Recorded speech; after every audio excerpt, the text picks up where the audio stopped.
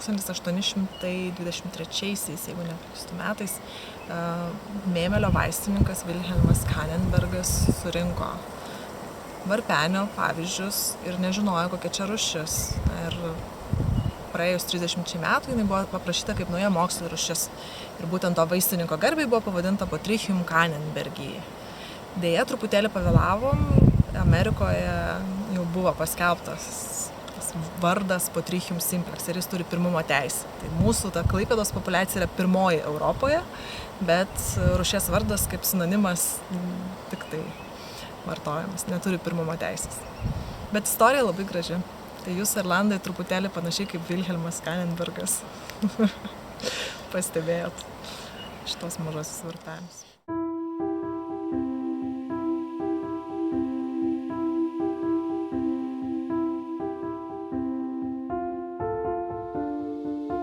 Įdomumas tikriausiai pirmiausia tas, kad apskritai prie Baltijos jūros tiek Latvijoje, tiek Estijoje, tiek Lenkijoje niekur nėra randama šita rūšis.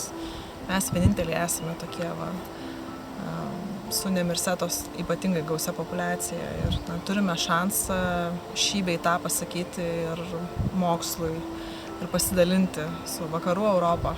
Ir taip pat ir net ir Amerikoje tyrėjams tikėtina, kad yra įdomu, kokia struktūra šitų populiacijų, kiek mes turime individų.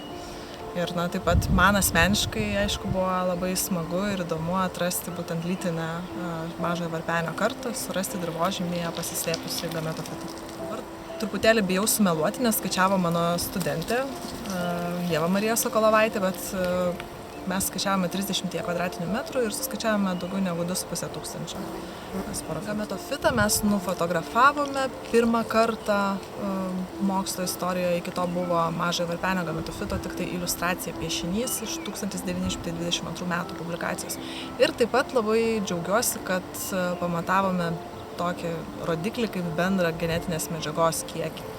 Tai irgi tas toks, kaip indeksas, bet mokslui tai buvo pirmą kartą padaryti gametofito kartoje.